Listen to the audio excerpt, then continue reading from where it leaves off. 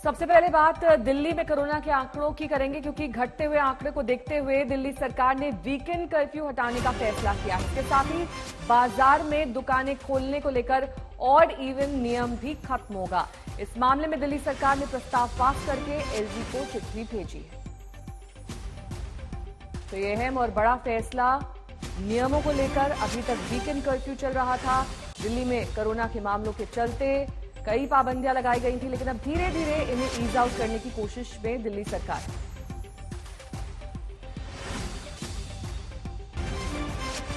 और even system को भी हटाया जाएगा। वहीं निजी दफ्तरों में 50% स्टाफ को मंजूरी, ये प्रस्ताव अब एलजी के पास भेज दिया गया है। अगर मंजूरी मिल जाती है तो कल यानी कि वीकेंड में लॉकडाउन नहीं रहेगा, कर्फ्यू हट जाएगा वीकेंड में दिल्ली में।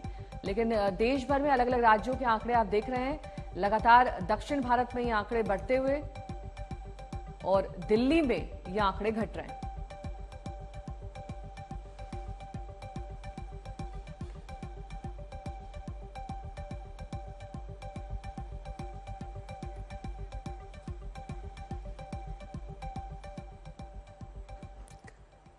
अब दिल्ली के बाद जरा मुंबई का हाल भी दिखा देते हैं। हमारे सहयोगी पारस की ये रिपोर्ट देखिए। मुंबई समेत महाराष्ट्र में लगातार मामलों में गिरावट देखी जा रही है। ऐसे में मुख्यमंत्री उद्धव ठाकरे ने यह भी ऐलान कर दिया है कि अब 24 तारीख से जो स्कूल कोरोना के खतरों की वजह से बंद कर दिए गए थे उनको फिर एक बार शुरू कर दिया जाएगा। हम आंकड़ों की बात करें तो आंकड़े लगातार 8 या 9 दिनों से कम होते जा रहे हैं। कल के आंकड़े की बात करें तो 5000 से ज्यादा केसेज आए हैं और 12 मृत्यु जो है वो कोविड से हुई है। मगर सबसे बड़ा चिंता का विषय अभी भी यही बना हुआ है कि कोविड की वजह से जो मौतें हो रही है उसका आंकड़ा मुंबई समेत महाराष्ट्र में बढ़ते जा रहा है। मगर एक राहत की बात यह भी है, मामले जरूर कम हुए हैं, पॉजिटिविटी भी कम हुई है। मगर बीएमसी इस पूरे मामले में कोई भी कोताही नहीं बरतना चाहती, जिसके मद्देनजर अभी भी जो रूल्स हैं, जो नियम बनाए गए हैं वो वैसे के वैसे रखे गए हैं। बीएमसी की तरफ से हर मुमकिन कोशिश की जा रही है कि किसी तरह जो केसेज हैं वो और भी कम किए जाएं और हाल जो सिचुएशन मुंबई समेत महाराष्ट्र में है वो राहत की सांस लेने वाली है, क्योंकि केसेज कम हुए हैं। बट चिंता का विषय अभी भी यह है कि मौतें जो हैं वो बढ़ती जा रही हैं, जिसके लिए बीएमसी और भी कड़े नियम जो है लागू कर सकती है अगर इसी तरह से मौत का आंकड़ा बढ़ता रहा। मगर अभी के लिए केसेस कम हुए हैं और लोग जो हैं वो राहत की सांस ले रहे हैं। कैमरामैन समीर शानबाग के साथ पारस दामा, आज तक। वहीं कोरोना मामलों को लेकर मेदांता अस्पताल के डॉक्टर नरेश त्रेहन ने फिर से आगाह किया और चेताया है कि अभी पीक नहीं आया है। उनसे बात की आज तक संवाददाता तेजश्री पुरंदरे ने। डॉक्टर त्रेहन, सबसे पहले तो हम ये बताइए कि क्या भारत में तीसरी लहर की पीक दस्तक दे चुकी है? देखो, ये आपको समझना है कि ये जो वायरस है और ये जो नया ओमिक्रॉन आया है, उसकी नई जो रूप आया है, उसका पूरा बिहेवियर किसी को पता नहीं है आज तक। तो क्या नॉर्मली जो होता है कि पहले, क्योंकि ये विदेश से आया है ओमिक्रॉन, तो लोग मुंबई में लैंड करते हैं और दिल्ली में लैंड करते हैं। तो इसीलिए एक पहले शुरुआत होती है कि इन 2 सिटीज में ही आपको तीनों वेव्स को देख लोगे तो ऐसे ही हुआ था। फिर ये यहां से फैलना शुरू होती है, वो कंट्री साइड में स्मॉलर टाउन्स में जाती है। अब 2 बातें हैं कि मुंबई में हफ्ते 11 दिन से नाउ एक कुछ ट्रेंड दिख रहा है कि ये कम हो रहा है, पर उसके साथ साथ ये भी है कि टेस्टिंग भी कम हो रही है। पॉजिटिविटी रेट तो भी ठीक उतना ही है। और लोगों ने क्या किया है कि ये जो होम किट है उस पे टेस्ट कर रहे हैं वो खुद। अगर जो पॉजिटिव आता है तो वो रिपोर्ट ही नहीं होता। तो इसीलिए ये अंदाजा लगाना कि इसकी असलियत क्या है ये अभी किसी को पता नहीं है। एक चीज जरूर पता है हमें कि इसका अंत आया नहीं है, ना ये पीक चली गई है। अभी पीक जैसे आज भी नंबर देखोगे तो 3 लाख क्रॉस कर गई। तो परसों बात हो रही थी कि हो सकता है यहां से कम होनी शुरू हो जाए। तो इसका कोई, हम सब बोलते हैं जैसे एक्सपर्ट्स हैं एक्सपर्ट्स का हमें कुछ पता है, पर इसका ये जो वायरस है इसका जो एग्जैक्ट क्या होगा ये किसी को नहीं पता। तो हमारा ये एक ही एडवाइस है, आप ये मत सोचें कि इसका अंत आया है, ये मत सोचें कि पीक आके अब खत्म हो जाएगी। आप यही सोचें कि वायरस है, अभी भी खतरनाक है। इसके 2 पहलू आए हर एक शख्स को देखने चाहिए। पहली बात तो पब्लिक सोचती है कि मेरे को हो गया, मैं तो यंग हूं और लोगों को लग रहा है कि माइल्ड है, ठीक है। पर आप रहते हैं एक फैमिली के साथ, उसमें बच्चे भी हैं, उसमें बुजुर्ग भी हैं। तो अगर जो आपको लगा और आपको शायद ज्यादा इफेक्ट नहीं पड़ा, पर आपने अपने एल्डर्स को दे दिया या बच्चों को दे दिया और उनको बुरा इफेक्ट पड़ गया, तो आप अपनी जिंदगी में कभी अपने आप को माफ नहीं करोगे कि आपकी वजह से लोग तकलीफ में आ गए। तो इसीलिए सावधान रहना है हर एक को।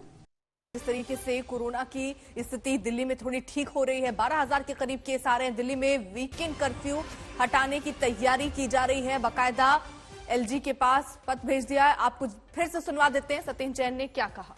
हाँ, रैपिड एंटीजन टेस्ट था जो 300 रुपये था, उसको 100 रुपये कर दिया गया। इन रेट्स को कम किया गया, घटाया गया ताकि लोगों को सुविधा मिल सके। सर एक सवाल है, कल मामले कम हो रहे हैं, कल मौत हुई थी बहुत ज्यादा, 43 मौत हुई थी। देखो 43 में से 3 ऐसी डेथ थी जो कि प्राइमरी कॉज था, जिसका कोविड था। बाकी प्राइमरी कॉज सभी के किसी और वजह से थे। 40 जो डेथ थी जिसके अंदर कैंसर के लोग थे, किडनी डिजीज थी, 2 केसेज ऐसे थे कि जो एक्सीडेंट और ट्रॉमा वाले केस थे, तो वो सारे मिक्स था।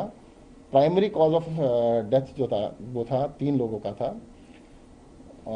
डेथ देखिए अस्पताल में काफ़ी सारे लोग आते हैं जिनको कोविड वहाँ पे जाके हो जाता है। पिछले कुछ समय से जिस तरह यहां एक के बाद एक विकास कार्य हो रहे हैं, ये सोमनाथ दादा की ही विशेष कृपा है। मैं इसे अपना सौभाग्य मानता हूं कि सोमनाथ ट्रस्ट से जुड़ने के बाद मैं इतना कुछ होते हुए देख रहा हूं। कुछ महीने पहले यहां एग्जीबिशन गैलरी और प्रोमेनाड समेत कई विकास कार्यों का लोकार्पण हुआ था। पार्वती मंदिर की आधारशिला भी रखी गई थी और आज सोमनाथ सर्किट हाउस का लोकार्पण भी हो रहा है। मैं इस महत्वपूर्ण अवसर पर गुजरात सरकार को, सोमनाथ मंदिर ट्रस्ट को और आप सभी को हार्दिक बधाई देता हूं। साथियों, ये जब सर्किट हाउस की कमी एक है, अतिथि गृह वो भी दूर,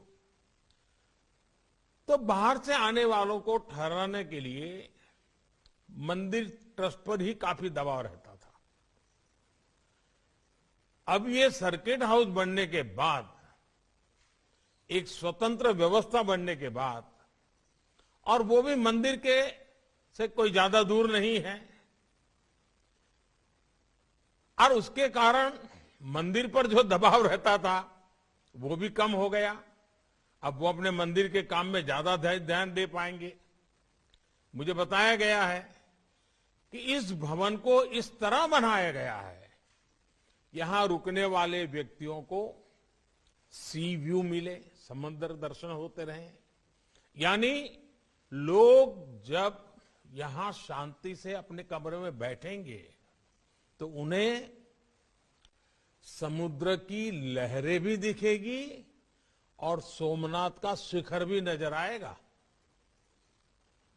समंदर की लहरों में, सोमनाथ के शिखर में उन्हें समय के थपेड़ों को चीरकर गौरवान्वित खड़ी भारत की चेतना भी दिखाई देगी।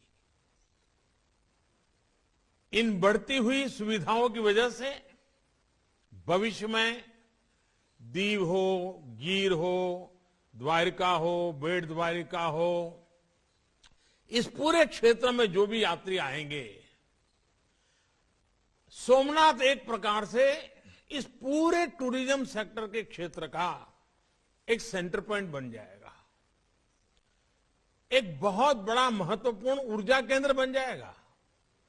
साथियों, जब हम अपनी सभ्यता की चुनौतियों से भरी यात्रा पर नजर डालते हैं तो अंदाज होता है कि भारत सैकड़ों वर्षों की गुलामी में किन हालातों से गुजरा है। जिन परिस्थितियों में सोमनाथ मंदिर को तबाह किया गया और फिर जिन परिस्थितियों में सरदार वल्लभ भाई पटेल के प्रयासों से मंदिर का जीर्णोद्धार हुआ, वो दोनों ही हमारे लिए एक बहुत बड़ा संदेश है। आज आजादी के अमृत महोत्सव में हम देश के अतीत से जो सीखना चाहते हैं, सोमनाथ जैसे आस्था और संस्कृति के स्थल उसके अहम केंद्र हैं। यूपी की सियासत में आज जबरदस्त एक्शन का दिन है, क्योंकि कांग्रेस का घोषणा पत्र जारी होने वाला है। वहीं बीजेपी अध्यक्ष जेपी नड्डा का प्रचार युद्ध शुरू करने का ऐलान है। लेकिन इन सब के बीच आज एक चौंकाने वाली तस्वीर सामने आई है। दरअसल मुलायम की छोटी बहू अपर्णा यादव नेताजी से मिलने पहुंची, उनके पैर छुए, उनसे आशीर्वाद लिया। इस तस्वीर की जबरदस्त चर्चा है। इस तस्वीर के मायने भी कई निकाले जा रहे हैं। तो देखिए, बीजेपी में वो शामिल हुई और उसके बाद आशीर्वाद लिया उन्होंने मुलायम सिंह यादव का। अखिलेश यादव से सवाल जब पूछा गया कि आखिर क्या अपर्णा को रोकने की कोशिश समाजवादी पार्टी में नहीं हुई, तो उन्होंने कहा खुद मुलायम सिंह ने उनसे बात की थी और कहा था कि वो समाजवादी पार्टी छोड़कर बीजेपी में ना जाएं, लेकिन उन्होंने अपने हिसाब से फैसला लिया और बीजेपी ज्वाइन की। उसके बाद ही वो मुलायम सिंह का आशीर्वाद लेने पहुंची और ये तस्वीर भी सामने आई, जिसके कई मायने निकाले जा रहे हैं।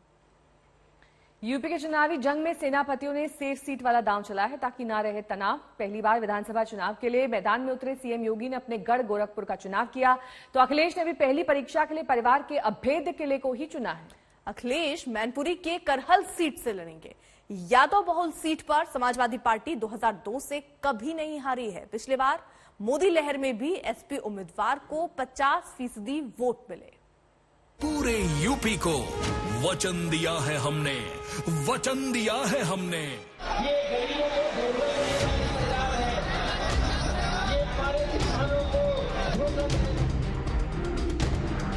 फिर मैं आभारी हूं आदरणीय प्रधानमंत्री जी का, आदरणीय राष्ट्रीय अध्यक्ष जी का। कहीं भी लड़ जाएंगे समाजवादी पार्टी जीत जाएगी। ये गोरखपुर से भारतीय जनता पार्टी का प्रत्याशी बनाया है, लेकिन जो भी समाजवादी पार्टी आगे है, समाजवादी पार्टी आगे है तो आगे ही रहेंगे हम भी। यूपी में जंगे सेनापति शुरू हो गए, अखाड़े तय हो गए, लड़ाई तेज हो गई। जीत बड़ी हो, ऐतिहासिक हो, इसलिए किला अभेद्य चुना गया। इस बार सबसे बड़ी जंग मौजूदा मुख्यमंत्री और पूर्व मुख्यमंत्री में है। पहली बार दोनों फ्रंट से लड़ने को तैयार हैं। मौजूदा मुख्यमंत्री योगी आदित्यनाथ ने इसके लिए सबसे मजबूत गढ़ गोरखपुर को चुना, तो अखिलेश यादव ने सबसे सुरक्षित सीट मैनपुरी के करहल को पकड़ा। दोनों ने आसान कुट पर सेफ दांव खेला ताकि खुलकर कप्तानी भी कर सके और चौके छक्के भी लगा सके। लखनऊ से मैनपुरी की दूरी करीब 250 किलोमीटर है। लखनऊ आगरा एक्सप्रेसवे से यहां 3 घंटे में पहुंचा जा सकता है। यहां की करहल सीट समाजवादी पार्टी का गढ़ रही है। 1957 के बाद से सिर्फ 2 बार छोड़कर ये सीट समाजवादियों की झोली में ही गई। यहाँ से 7 बार समाजवादी पार्टी जीत चुकी है। 2007 से कभी नहीं हारी। 2017 में मोदी लहर में भी समाजवादी पार्टी के सोवरण यादव को 50% से ज्यादा वोट मिले और उन्होंने बीजेपी के राम शाक्य को 40,000 वोट से हरा दिया। करहल विधानसभा सीट में 3.5 लाख से ज्यादा मतदाता हैं। यहाँ का जातीय समीकरण देखें तो यादव वोटर 1,25,000 से ज्यादा हैं, वहीं शाक्य 35,000, क्षत्रिय 30,000, दलित मतदाता 22,000 और ब्राह्मण वोटर करीब 16,000 हैं। मुस्लिम आबादी भी यहाँ अच्छी खासी है। ऐसे में यहाँ जीत का MY फॉर्मूला ही काफी है। मैनपुरी मुलायम सिंह यादव की कर्मभूमि भी रही है। मुलायम सिंह यादव ने करहल के जैन इंटर कॉलेज से पढ़ाई की, फिर यही शिक्षक के तौर पर काम किया। करहल मुलायम सिंह यादव के गांव सफाई से सिर्फ 4 किलोमीटर की दूरी पर है। ऐसे में समझा जा सकता है कि अखिलेश ने अपना पहला विधानसभा चुनाव लड़ने के लिए किस मजबूत किले को चुना है। कहीं भी लड़ जाएंगे समाजवादी पार्टी जीत जाएगी, लेकिन सवाल ये है, ये लोग जाने वाले लोग हैं। ये स्टूल लेकर के रहे पूरे अपने कार्यकाल 4.5 साल निकाल दिया। 4.5 साल अपमानित हो रहे डिप्टी सीएम, अपमानित हो रहे। अपमानित होने वालों का कोई जवाब नहीं देंगे। लेकिन कहां गए? मैनपुरी गए। करहल विधानसभा में गए, ऐसा मैंने सुना है। अभी मुझे मालूम नहीं है कि वो करहल लड़ेंगे कि अभी घोषणा हुई है, लेकिन उनकी हिम्मत नहीं पड़ रही थी चुनाव लड़ने की। अब वो चुनाव लड़ने के लिए गए हैं। मुझे लगता है कि इतनी करारी टक्कर वहां भारतीय जनता पार्टी देगी कि श्री अखिलेश यादव जी को समझ में आएगा साइकिल कैसे चलाए। सेफ सीट का सियासी मतलब भी है। कोई नहीं चाहता कि बड़ी लड़ाई में अपनी सीट पर ही फंस जाए। आसान सीट पर जीत भी पक्की होगी, वक्त भी ज्यादा नहीं देना होगा और आत्मविश्वास भी आसमान पर होगा। सेनापति को सिर्फ अपनी लड़ाई नहीं लड़नी होती, हर सीट पर लड़ना होता है, हर सीट पर जीत दिलानी पड़ती है। माननीय राष्ट्रीय अध्यक्ष जी को प्रत्याशी बनाने के लिए कन्नौज के लोग लगातार मांग कर रहे थे। आजमगढ़ के लोग, जहां से सांसद हैं माननीय राष्ट्रीय अध्यक्ष जी, वहां के लोग चाह रहे थे, और मैनपुरी के लोग। तो माननीय राष्ट्रीय अध्यक्ष जी ने फैसला किया है कि मैनपुरी की करहल विधानसभा से चुनाव लड़ेंगे। ये उन्होंने दबाव में चुनाव की घोषणा की है और साफ तौर पर उन्होंने अभी प्रेस कॉन्फ्रेंस करके ये कहा था। मैं देख रहा था कि वो कह रहे थे कि मुझे आजमगढ़ की जनता जब अनुमति देगी तब हम चुनाव में जाएंगे वहां। तो इसका मतलब है कि आजमगढ़ की जनता ने उन्हें नकार दिया है और उसने अपनी अनुमति नहीं दी है, और इस बात की इन्होंने पुष्टि भी कर दी क्योंकि वहां पे पोस्टर लग गए थे। अपने गढ़ से लड़ने का फायदा ये भी है कि पूरे इलाके पर इसका असर होता है। गोरखपुर दांव से योगी आदित्यनाथ पूरे पूर्वांचल को साधना चाहते हैं। इस बार बीजेपी को पूर्वांचल बचाने की चुनौती है। यहाँ से कई साथी पाला बदल चुके हैं। वहीं करहल से लड़कर अखिलेश पश्चिमी यूपी में पकड़ मजबूत करना चाहते हैं, जहां किसान आंदोलन ने बीजेपी की परेशानी बढ़ा दी। पिछले चुनाव में बीजेपी को पश्चिमी यूपी की 97 सीटों में से 44.4 वोट प्रतिशत के साथ 82 सीटें हासिल हुई थी। वहीं एसपी को 19.5% वोट के साथ 9 सीटें मिली थी। मैनपुरी वो इलाका है जो न केवल पश्चिमी यूपी में आगरा मंडल तक अपना असर डालता है, बल्कि अवध में कानपुर तक अपना प्रभाव छोड़ता है। इसमें फिरोजाबाद, एटा, औरैया, इटावा, कन्नौज की सीटें शामिल हैं। अब देखना है कि जंगे सेनापति में किसका दांव चलता है, कौन किस पर भारी पड़ता है, कौन अपने गढ़ से पार्टी के नैया पार लगाता है। आज तक ब्यूरो। कहते हैं कि इस बार पश्चिमी यूपी ही तय करेगा कि लखनऊ का ताज किसका होगा। यहां पहले दौर में मतदान होना है। किसान आंदोलन से यहां का पूरा चुनावी समीकरण ही बदल गया है। आज तक से जाटलैंड का दौरा कर जनता का मिजाज जाना, लेकिन देखिए बागपत और शामली से आज तक की ये ग्राउंड रिपोर्ट।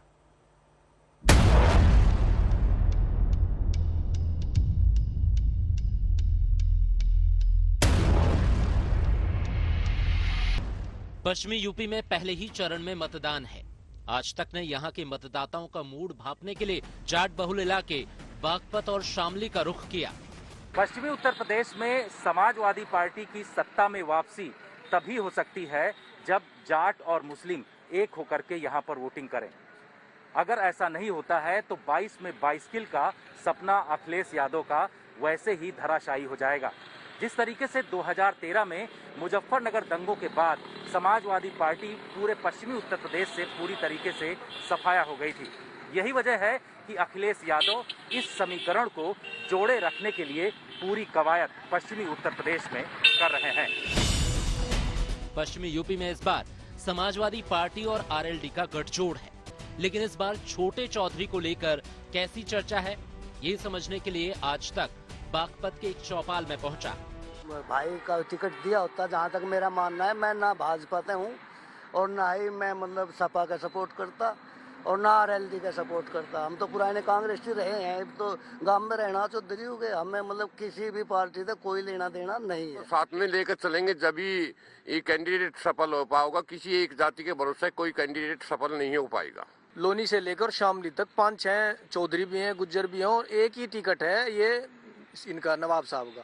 तो नवाब साहब काफी पहले से हम लोक दल से जुड़े हुए हैं, सेवा कर रहे हैं, हम उनके साथ हैं और नल के निशान के साथ है। जयंत चौधरी के चेहरे के ऊपर हम वोट डालेंगे। स्थिति तो मतलब संघर्ष में है और मैं वो पहले भी बता दिया था, हर पार्टी सपा हो या भाजपा हो, सब मतलब जातिवाद फैला रहे हैं और जातिवाद फैलाने का लोगों में असर आवा है। गवर्नमेंट रही बात काम धाम की करने की, काम कोई करने वाला नहीं है इस क्षेत्र में। पिछले 50 साल से देख रहे हैं, लोनी बॉर्डर जहाँ था जैसा था वो का वो है, ना कोई तरक्की है ना कोई मतलब डेवलपमेंट है, इधर कुछ नहीं ना होने वाला। किसान आंदोलन से पश्चिमी यूपी में जाट और मुसलमान करीब आए, लेकिन सियासी दाव अब भी चले जा रहे हैं। शामली में फिर जाट बनाम मुसलमान करने की कोशिश हो रही है। बीजेपी की कैंडिडेट मृगांका सिंह हमारे साथ बातचीत करने के लिए मौजूद हैं। इस समय कैराना में आप किस तरीके का माहौल देख रही हैं, क्योंकि सपा और आरएलडी वो भी बहुत जोर लगा रही है अलग अलग जगहों पर। कैराना विधानसभा में बहुत ही उत्साहित माहौल है और आप स्वयं जान जाएंगे कि जनता का विश्वास जो है कैराना में वो योगी जी के साथ है, भारतीय जनता पार्टी के साथ है। जाटों में कुछ नाराजगी है, जाटों में कोई नाराजगी नहीं है, बल्कि मैं तो आपसे ये कहना चाहूंगी कि मुद्दे तो कुछ और हैं।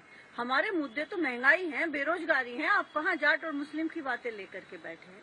लेकिन फिर भी मैं आपको बता देना चाहूंगी कि जाट और मुस्लिम हमेशा से साथ होकर के ही चले हैं। 2017 में पश्चिमी यूपी से बीजेपी को झोली भरकर सीटें मिली थी। यहाँ से बीजेपी को 136 सीटों में से 109 पर जीत मिली, जबकि समाजवादी पार्टी को सिर्फ 21 सीट से संतोष करना पड़ा। बीएसपी और कांग्रेस भी 2-2 सीटों से आगे नहीं बढ़ पाई थी। लेकिन 5 साल में गंगा यमुना में काफी पानी बह गया है। सियासत बदल गई है, गठबंधन नए बन गए हैं, मुद्दे बदल गए हैं। लखीमपुर कांड से विपक्ष को सियासी रोशनी तो जरूर मिली है, लेकिन किसानों का रुख क्या होगा, इसे लेकर अब भी सस्पेंस है। बागपत से जितेंद्र बहादुर सिंह के साथ आज तक ब्यूरो। अब से कुछ ही देर बाद उत्तर प्रदेश चुनाव के लिए युवाओं के लिए अलग से घोषणा पत्र कांग्रेस जारी करने जा रही है। पार्टी इससे पहले महिलाओं के लिए घोषणा पत्र जारी कर चुकी है।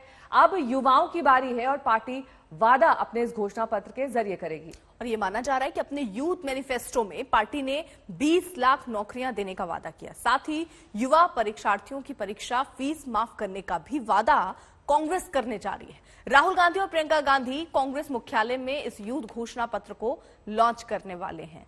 तो 8 लाख सरकारी पद महिलाओं के लिए यहां पर रखने की बात कही गई है।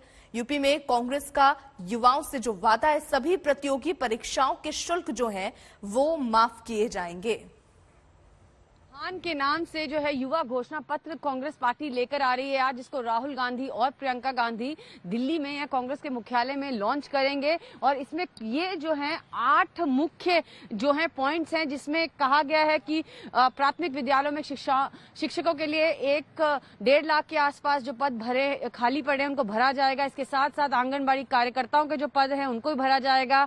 स्टार्टअप फंड लेके आ रही है कांग्रेस पार्टी। इससे पहले जो है महिलाओं के लिए अपना घोषणा पत्र कांग्रेस पार्टी लेके आई थी और उसमें उन्होंने जो है लड़की हूं लड़ सकती हूं कैंपेन को लॉन्च किया था। और आज जो है भर्ती विधान के नाम से जो है युवाओं के लिए घोषणा पत्र लेके आ रही है। कांग्रेस पार्टी के तमाम जितने वरिष्ठ नेता हैं उनका कहना है कि ये पहली बार हुआ है देश में जब पर्टिकुलरली एक पर्टिकुलर सेगमेंट, चाहे महिलाओं का हो चाहे युवाओं का हो, एक पर्टिकुलर क्लास और कास्ट और रिलीजन से हटकर वो एक राजनीति करना चाहते हैं, जहां पे वो एक पर्टिकुलर सेगमेंट जो सोसाइटी का है उसको टारगेट करना चाहते हैं। महिलाओं के बाद अब जो है वो युवाओं का घोषणा पत्र है, जिसको कांग्रेस पार्टी आज दिल्ली में लॉन्च करेगी। कैमरा पर्सन अभिषेक के साथ में सुप्रिया भारद्वाज, आज तक दिल्ली। कांग्रेस पार्टी आज उत्तर प्रदेश में युवाओं के लिए अपना घोषणा पत्र लॉन्च करने जा रही है। ज्यादा बातचीत के लिए सुप्रिया शीने जी हमारे साथ हैं। मैम, पहले महिलाओं का मैनिफेस्टो और अब जो है युवाओं के लिए मैनिफेस्टो लेकर आ रहे हैं आप लोग। ये आपको दिखाता है कि हमारी प्राथमिकता क्या है, हम किन मुद्दों पर चुनाव लड़ना चाहते हैं, हमारे लिए जरूरी क्या है उत्तर प्रदेश में। क्योंकि उत्तर प्रदेश में जो भाजपा या अन्य लोग कर रहे हैं वो मुद्दा विहीन राजनीति है और महिलाओं को, युवाओं को सेंटर में रख के, उनको फोकस में रख के राजनीति करना ही प्रियंका जी का आह्वान है। यहाँ पर बहुत सारी जो है 8 मेन घोषणाएं हैं, जिसमें सबसे इंटरेस्टिंग है कि 20 लाख सरकारी नौकरियों की जो गारंटी होगी उसमें से 8 लाख पद महिलाओं के लिए होंगे। मतलब थोड़ा बताएंगे कैसे 20 लाख सरकारी नौकरियों का? जब महिलाओं के सशक्तिकरण की बात करी और हमने कहा कि हम 40% टिकट महिलाओं को देंगे, तो वो हमारे लिए एक एम्प्टी स्लोगन नहीं था, वो हमारे लिए एक खोखला दावा नहीं था।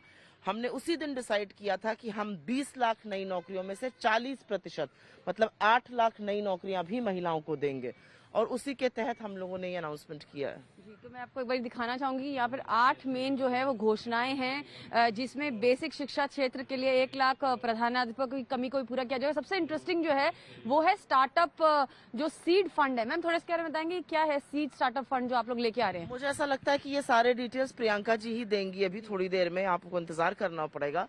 लेकिन जरूरी ये है कि हर तरह से जो युवाओं को परेशान किया जा रहा है उत्तर प्रदेश में, चाहे उनके स्टार्टअप्स हों, चाहे नौकरियों पर प्रतिबंध हो, चाहे पेपर लीक हो जाना हो, चाहे नौकरियों का न्यायालयों में भर्ती रुकी हो, उसी के तहत हम एक ये भर्ती विधान की बात कर रहे हैं कि नौकरी, रोजगार, उसको पाने की क्षमता अपने आप बेटर होगी।